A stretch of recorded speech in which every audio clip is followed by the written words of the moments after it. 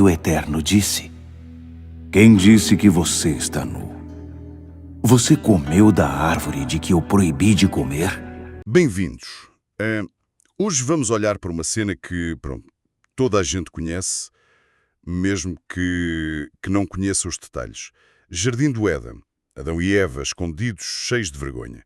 E de repente ouve-se uma pergunta: quem disse que estavas nu? E à primeira vista é uma pergunta estranha, quase retórica. Afinal, quem a faz supostamente já sabe a resposta a tudo, não é? Então, qual é o verdadeiro propósito desta pergunta? E da que vem logo a seguir? As fontes que temos aqui connosco, texto bíblico, um estudo muito interessante chamado Texto Colado, e comentários de pensadores como Klaus Westermann, Gerhard von Rad, Ellen G. White, sugerem que há aqui muito mais em jogo. A proposta que vamos explorar hoje é que esta cena não é o início de um julgamento, mas sim o início de um diagnóstico. E a diferença entre os dois, bem, é tudo. Exato. A ideia de que Deus precisa de informação é, à partida, o ponto errado. Se partirmos do princípio de que as perguntas não são para obter dados, então a sua função tem de ser outra. E é aí que a análise se torna mesmo interessante. O material do texto colado argumenta precisamente isso, que estas perguntas são, tipo, ferramentas cirúrgicas. São desenhadas para desconstruir um problema, camada por camada, para quem o está a viver. E há uma sequência muito específica, não é? Não é uma única pergunta, são duas, e a ordem parece ser crucial.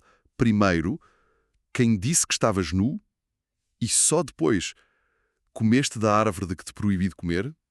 Eu confesso que, lendo à pressa, sempre as vi como uma acusação em duas partes, tipo, a apertar o cerco. Mas se olharmos com a lente do diagnóstico, a lógica inverte-se. A primeira pergunta, quem disse, não se foca no que Adão fez, mas no que ele ouviu. Foca-se na origem da sua nova percepção. Pensa nisto. O estado físico dele não mudou. Ele estava no antes, estava no agora. O que mudou foi o significado que ele atribuía a essa nudez. Passou de um estado natural a uma fonte de vergonha. A pergunta, então, é incrivelmente precisa. Qual foi a fonte de dados externa que alterou o teu sistema operativo interno? Uma voz externa. Isso é fascinante, quer dizer. Porque a vergonha parece sempre uma coisa tão...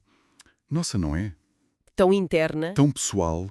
Mas esta pergunta sugere que a sua semente, muitas vezes, é plantada de fora. Precisamente. E só depois de estabelecer a origem da percepção é que a segunda pergunta faz sentido. Comeste.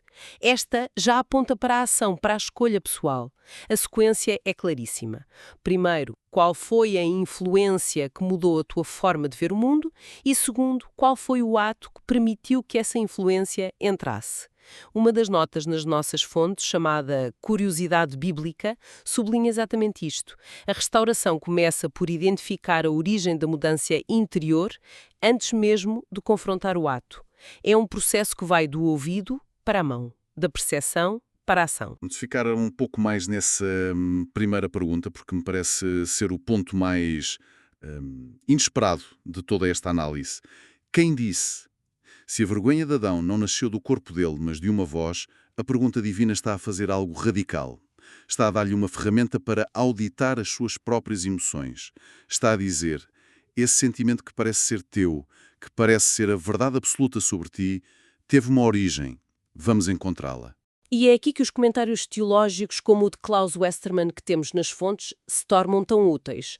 O Westermann argumenta que o propósito da pergunta é exatamente esse: deslocar a atenção. Sair do sintoma sinto-me envergonhado, sinto-me inadequado e ir à causa da infecção. De onde veio esta ideia? Quem me vendeu esta narrativa sobre mim mesmo? É um movimento de introspeção para investigação. O que torna isto incrivelmente moderno, na verdade. Vivemos num bombardeamento constante de vozes, redes sociais, publicidade, a cultura em geral que nos dizem constantemente que não somos suficientes, que nos falta algo. E raramente paramos para perguntar, espera aí, quem disse? Que autoridade tem esta voz para definir a minha realidade? Exatamente. A pergunta transcende completamente o contexto antigo e torna-se numa ferramenta de pensamento crítico para hoje. Que vozes é que estamos a deixar entrar sem filtro? Que narrativas sobre o sucesso, a beleza, o valor, que estamos a aceitar como verdadeiras sem questionar a sua origem? A pergunta "quem disse?" é um convite para recuperar a soberania sobre a nossa própria percepção. É um ato de poder, na verdade. Ok, então depois deste primeiro passo, identificar a voz externa, a conversa avança. E chegamos à segunda pergunta. Comeste? Como eu disse antes, esta sempre me soou como o checkmate, a acusação final. Mas as fontes argumentam contra essa leitura. Sim, argumentam que se a primeira pergunta é sobre a origem da percepção, a segunda é sobre nomear a causa. E isso é fundamental. Sem nomear a causa, a vergonha e a culpa permanecem como uma névoa, uma ansiedade difusa e paralisante. Fica-se preso no sinto-me mal, sem nunca chegar ao foi por causa disto. A pergunta comeste força a ligação entre o sentimento presente e uma escolha concreta do passado. Ou seja, transforma algo vago e esmagador em algo específico e, portanto, abordável. Exatamente. É o primeiro passo para qualquer tipo de cura ou resolução. É como ir ao médico. Não se pode tratar uma doença que não tem nome. É preciso passar do sinto-me doente para isto é o que tem. Nomear o ato, no caso de Adão, é o que o tira do esconderijo psicológico, e é aqui que a perspectiva de Gerhard von Rad, outro teólogo nas nossas fontes, é tão esclarecedora. Ele diz que esta pergunta conduz diretamente à responsabilidade pessoal. O que é assustador, ninguém gosta desse momento. É assustador, mas é indispensável.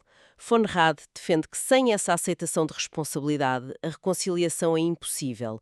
Não se pode consertar algo que não se admite que foi partido, e muito menos que foi partido pela nossa própria mão. A pergunta comeste é um espelho. Exige uma resposta clara, um sim ou um não, forçando a saída do papel de vítima das circunstâncias para o de agente das próprias escolhas. Então, o que isto tudo significa, se juntarmos as peças? Significa que o processo não começa por gerar culpa, mas por gerar clareza. Leva-nos de um estado de confusão paralisante, algo está terrivelmente errado comigo, para um entendimento concreto e com potencial de ação. Eu ouvi uma voz que não devia e depois fiz uma escolha que me trouxe até aqui. A clareza tem de vir antes da cura. E isso leva-nos a outro ponto das fontes, que é talvez o mais radical de todos. É fácil passar por ele sem notar. Em todo este diálogo, depois destas duas perguntas incisivas, onde está a punição? Onde está a sentença? Não está lá. Pelo menos, ainda não. Exato. Ainda não há maldição nem expulsão. O que temos é aquilo a que uma das fontes chamam um confronto gracioso. E esta expressão é potentíssima. Sugere um modelo de justiça que não começa com a retribuição, mas com a oportunidade para a verdade ser reconhecida. O objetivo não parece ser esmagar, mas despertar. Percebo a ideia de confronto gracioso, mas soa a uma contradição. Para alguém que se sente envergonhado e com medo, qualquer confronto parece uma acusação. Como é que as fontes distinguem os dois? É uma excelente questão. A diferença está no objetivo. O objetivo de uma acusação é condenar, o objetivo de um diagnóstico é curar. Um acusador diz, tu és um fracasso. Um médico diz, tens um problema e vamos tratá-lo. A abordagem é a mesma, apontar a verdade. Mas a intenção e o resultado são diametralmente opostos. E é isto que encontramos nos escritos de Ellen G. White, que também são citados. Sim, as citações dela parecem ir exatamente nessa direção. Sem dúvida.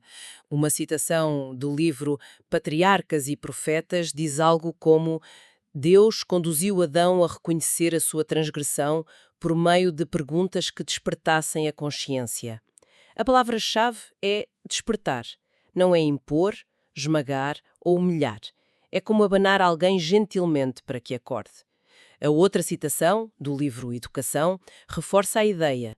O arrependimento genuíno nasce quando a consciência é despertada. O processo tem de ser interno, as perguntas são o catalisador, o estímulo externo, mas a mudança real, o reconhecimento, tem de vir de dentro. O que isto sugere, então, é um processo que, mesmo no momento da maior falha humana, respeita a agência e a dignidade da pessoa. Em vez de uma condenação sumária, há um espaço. Um espaço para a autoconsciência, para a pessoa chegar guiada à sua própria conclusão sobre o que fez. É um confronto, sim, mas um que tem como objetivo final não a destruição, mas a possibilidade de restauração através da verdade. Fundamental, uma acusação define a identidade da pessoa pelo seu erro. Comeste, portanto, és um desobediente. Um diagnóstico separa a pessoa do seu ato. Comeste e esse ato teve consequências que agora precisamos de enfrentar. O primeiro fecha a porta, o segundo abre uma, ainda que seja uma porta difícil de atravessar. Ok, vamos tentar juntar tudo isto e resumir as conclusões. Olhando para esta passagem através das lentes das nossas fontes, as perguntas em Gênesis 3 não são um interrogatório policial, são um modelo para a recuperação da clareza. E o processo que elas revelam é surpreendentemente prático e sequencial. Passo 1. Identificar a voz externa que está a moldar a nossa percepção negativa. A pergunta-chave é: quem disse? Exato. E o passo 2, que só pode vir depois do primeiro, é nomear a nossa ação, a nossa escolha pessoal, que deu poder a essa voz e criou a situação em que nos encontramos. A pergunta-chave é: o que é que eu fiz? No texto é: comeste. É um caminho de 2 passos que nos leva da confusão e da vergonha difusa para a clareza e a responsabilidade. O que nos leva à mensagem central do estudo texto colado, que eles repetem como um mantra: chamar o pecado pelo nome dói, mas a dor transforma. Esta frase parece encapsular todo o processo. O confronto com a verdade, tanto a da voz que ouvimos como a da nossa escolha, é doloroso. Não há como negá-lo. Mas é uma dor com propósito. É a dor de um osso a ser colocado no lugar para poder sarar corretamente, em oposição a uma dor crónica e sem sentido. E a meditação para hoje, sugerida numa das fontes, aponta para a mesma ideia. Nem todo o questionamento é acusatório. Alguns podem ser libertadores. É libertador porque, ao nomear o problema, ganhamos agência sobre ele. Deixa de ser um monstro disforme que nos assombra no escuro e passa a ser algo concreto, com um nome, que podemos enfrentar. É doloroso, sim, mas é o início da liberdade. E isto deixa-nos com um pensamento final, uma ideia para levar desta nossa conversa. Se este modelo de perguntas diagnósticas, feito no início da história humana, foi o primeiro passo oferecido para a restauração, a questão que fica no ar é: numa situação pessoal em que hoje talvez nos sintamos perdidos, envergonhados ou confusos, qual seria a pergunta diagnóstica e não acusatória que poderia ser o nosso primeiro passo para a clareza?